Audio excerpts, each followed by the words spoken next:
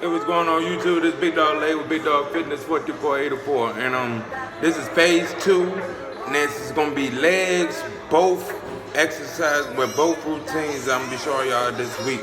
So just stay tuned on that. Just understand I'm gonna give you kind of a bit of taste or understanding of what this program is. You're pretty much doing push-pull leg, then rest, and then push-pull leg again. So I'm gonna give y'all both of the legs for this particular week, for this particular phase. So y'all can get a total understanding on how I go about the training of the legs, splitting them up, or the order and all that shit. So give y'all the whole explanation behind that, because just like with these leg workout routines, the push and the pull exercises are kind of similar in that regard on how I split it up or whatever the fuck, however you want to grab the concept of it is. Because like the first program was a body part each day. This time, we're pretty much doing a multitude of muscles each day we work out, even in legs. So y'all check it out. This is part 1. Stay tuned later on throughout the week for part 2, which is the 2 days of the legs of the phase 2 program, of the Bulldog program. So check it out. All right, now this is the first one. All right, y'all. We getting on into it. This is a leg routine, and this is part of the Bulldog push-pull leg program. And pretty much we're gonna start off warming up with some hip abductor and adductor machines, doing 5 sets, 10 to 15 reps on each exercise. And these 2 exercises just particularly just to warm up the hips before you do any type of other squat variations or deadlift variations, anything involving the hips. This is a great warm up to do. Now, like I said in this one, I'm showing you part 1 of the leg portion of the week, which is 2 days of the week. And with this particular, routine, we're gonna do barbell as our main focus of the routine, because you gotta get some type of load on the legs to really fully develop them, but also burning a lot of fat as well with barbell squatting. A lot of people have their conception on that they don't like the ball in their neck. First of all, if you're an experienced lifter, you should have the ball on your trap, not your neck.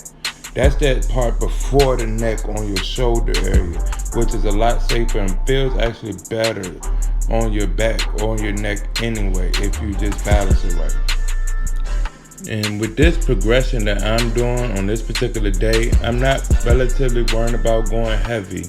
I'm just mainly focusing on the form and getting the pump in the legs. So when you do this program, be moderate on what you can do, because you must get the 10 to 15 reps, 5 sets.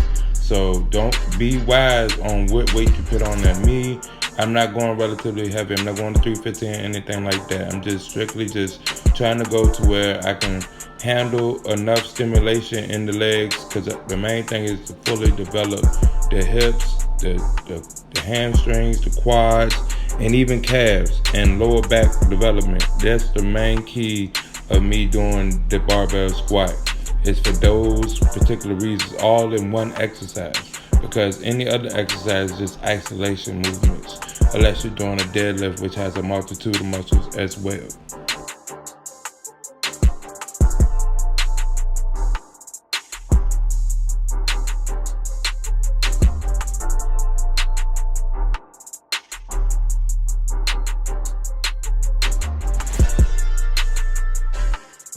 Alright, the next movement is leg press.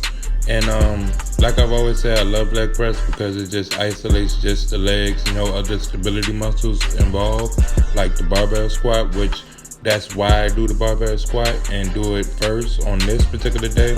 And I'm doing leg press just to get a pump. So I'm not going relatively heavy. I'm just going 3, plate changes. I went from 3 plates, warming up for 2 sets. Then I went to 5 to warm up for another 2 sets, and then I went to my heavy set, which was 7, and just trying to get a pump, not really focusing on the weight. This is not the main objective of the workout. It's just to get, get an extra pump flow, isolation flow into the legs, quads, hamstrings, calves, and just in the glutes as well, just to finish off from the barbell squat.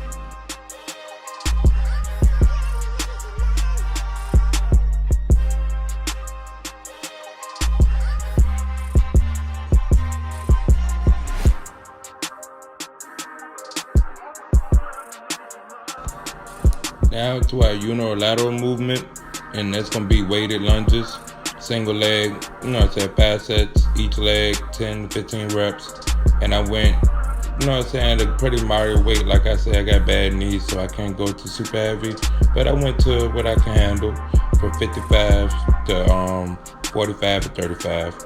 It's just to get the pump in unilaterally, work out any imbalances as well. This is why lunges is very important, to find any imbalance in your legs, because one leg could be stronger than the other, just like one arm could be stronger than the other. One pec, one shoulder is always imbalances most cases of people, but that's why you do these type of movements, to fix those problems.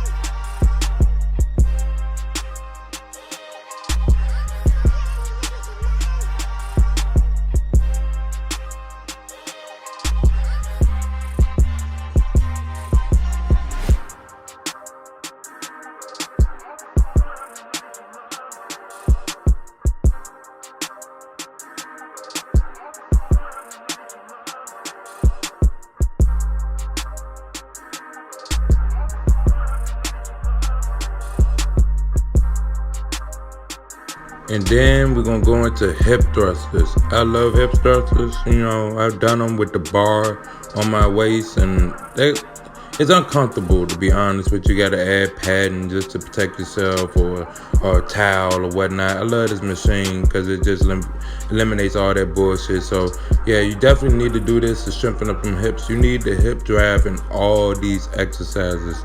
Trust and believe. And then we're gonna finish off, last but not least, with the ab exercise. We're doing hanging leg raises. If you can't do hanging leg raises, do laying leg raises. And that's it. You know, that's the main thing. This was just part 1 of the week, and there was a lot of volume, you know, for one leg day. Think about it, it's gonna go on into the other one as well. My YouTube, never the end of the leg. Like this part 1, you know what I'm saying? The Bulldog program, push pull leg. So y'all check it out. Like, comment, share, subscribe. Follow Big Dog Fitness 4484. Remember, you might be bigger than me, might be stronger than me, might be faster than me, might have a bigger following, you might look better, might obtain a lot more shit I might ever obtain. But one thing you motherfuckers ain't gonna do is outwork me. That's the motto. Alright now.